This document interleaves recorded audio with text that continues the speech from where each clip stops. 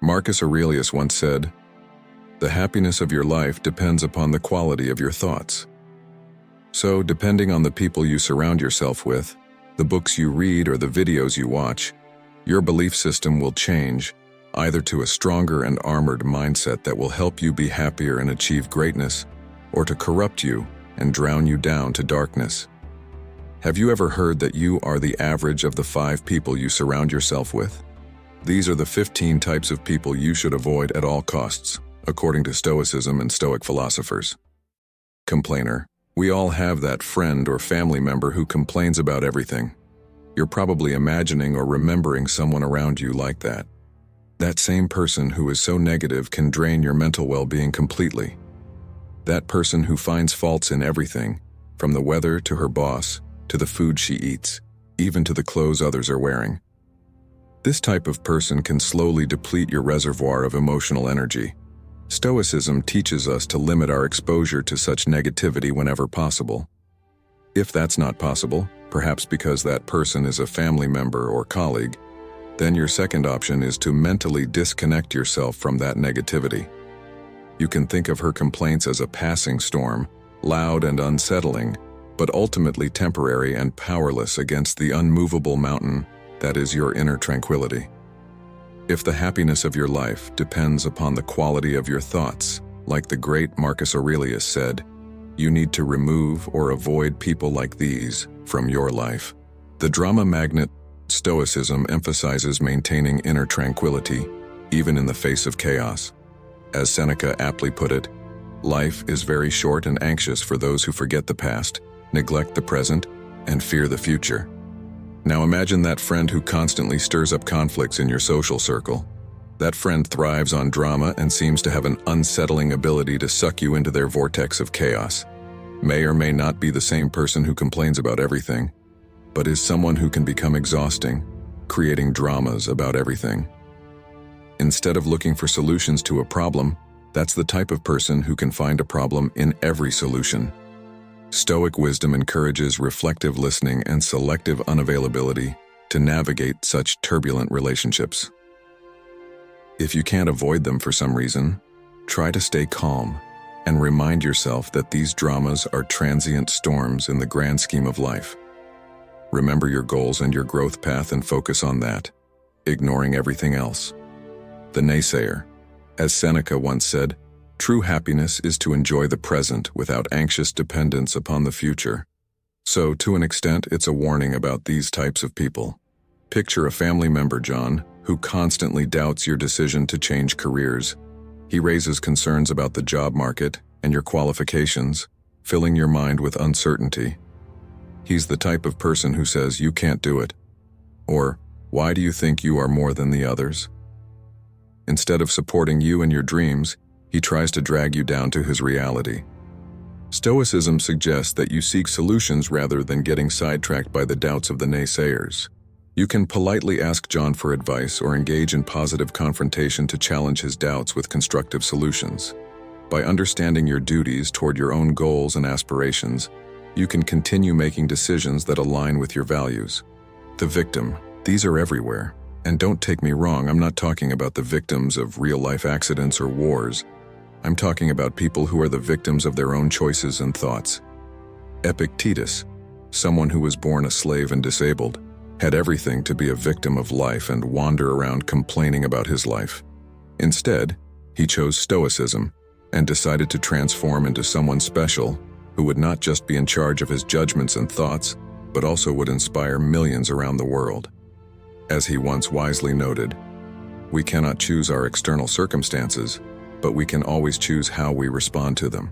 So, Stoicism teaches personal responsibility and the importance of understanding our duties. A real-life example of this would be that friend or family member who always attributes all her problems to external forces, refusing to take any responsibility for her actions. This type of person looks at himself in the mirror as a helpless victim.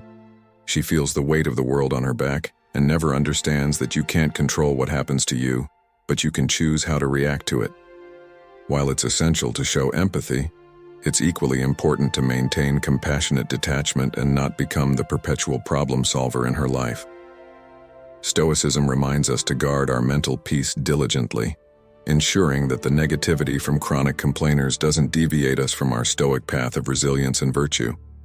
A good idea would be to show her this video and ask her what type of person she thinks she is. That act of self-reflection may help that person change to a different path in life. The toxic positivist, as Marcus Aurelius once said, the soul becomes dyed with the color of its thoughts. Stoicism encourages embracing life's complexity with equanimity. Some people tend to hide their true feelings with excessive and false positivity. They might say, "Just be happy," or "You're overreacting" during challenging times, invalidating your emotions. Stoicism advises embracing both the positive and the negative aspects of life. By practicing emotional granularity, you can acknowledge your nuanced feelings. Remember, Stoicism isn't about focusing solely on the positive side of life, but about finding balance. Stoic thought teaches us to understand our duties and to enjoy the present without anxious dependence upon the future or grief from the past. The manipulator. There's always that someone who wants to manipulate everything and everyone in favor of its advantage. That person usually subtly does that, using flattery, guilt trips, or deceit. If Stoicism teaches us that we need to take control of our own lives, we can't let others decide our fate. And that person can be a close relative, a wife or a husband, a mother or your child. Taking control is also knowing when to say no. By not letting yourself be manipulated, you're regaining control of your life's path. The time vampire. Time is the most precious resource we have. You can choose to earn more money from now on, but you can't choose to get the lost time back. If you are not being productive in your day due to someone who's constantly interrupting or deviating from your path, you need to start setting boundaries. If that means severing bonds or setting yourself apart from these time vampires, do it. Or choose the right strategy to keep you productive during these times. The gossip monger. Remember the drama person we've talked about before? More often than not, that type of person is also the gossip monger. That's someone who continuously spreads rumors and drama around his circle. Some of these are fake and some are real, but the truth is that no one will benefit from accepting these in their life. Stoicism emphasizes the importance of focusing on what you can control and maintaining your integrity. So you should not only avoid these types of people but also avoid engaging in gossip, as it doesn't align with Stoic principles. Epictetus used to say, "First, say to yourself what you would be, and then do what you have to do. You don't need anyone else telling you what you should do or should be, and you should not do the same to others unless you're helping them choose the virtues and righteous path." The egoist. We've already talked about the time vampires, but there are other types of vampires, those that only focus on themselves and their own needs. Stoicism teaches us to remain humble and considerate, avoiding the trap of egoism. By practicing empathy, you can build better relationships and maintain your inner tranquility. But remember that most Stoics learn to live with what they have, not with what they could have had. By living a humble but fulfilled life, you're on the path of virtue and good. Marcus Aurelius used to say, "The best revenge is to be unlike him who performed the injustice." So use this quote as a reminder of how you should be and how you should live your life. The one-upper. It is not because things are difficult that we do not dare. It is because we do not dare that they are difficult. Seneca. Some people live their lives as competition. They are always trying to win over others, turning simple conversations into conflicts that inevitably will end with their win or a relationship loss. You simply can't defeat them in this game, nor you should even try. Stoicism teaches us that we should uplift others and share connections over competition. If people around you are like that, maybe it's time to find new relationships, new friends, a new family, or new coworkers. Find someone who wants to collaborate, share ideas, and have a common vision. Be part of a community like ours where everyone is working on themselves and how to transform the world into a better place. If you haven't done it yet, consider giving a like and subscribing, but also engaging in the comments below. The enabler. Stoicism teaches us to show tough love when necessary, encouraging positive change in others. After all, it doesn't matter what you bear but how you bear it, according to Seneca. It's not about your burden or the weight you carry, but how you react to it. While some decide to cry, others decide to sell paper handkerchiefs. If your best friend has self-destructive behavior, you can challenge him to break free from these harmful habits. But to that, you need to be strong when necessary and be willing to help him grow and improve. The Ingrate. There's always that person, that no matter what you do or what happens in his life, it's always an ingrate. That person is never grateful for the support, kindness, or even the opportunities he receives. If you give them a present, it's not enough. Their job is not enough. Their family is not enough. Nothing seems to satisfy the ingrate, because they can't acknowledge the efforts other people make to make them happy. That's the type of person who always focuses on what's missing, instead of being grateful for what they achieved or what they have. Stoicism encourages cultivating gratitude and recognizing the value of what you have, as it leads to a more content and fulfilling life. The Impulsive Reactor. If Epictetus said that it's not what happens to you, but how you react to it that matters, it's extremely important to start practicing emotional intelligence, taking a step back, and responding properly and thoughtfully. This is the way you can keep composure in challenging situations and start understanding others on a deeper level. But some people are not able to do this.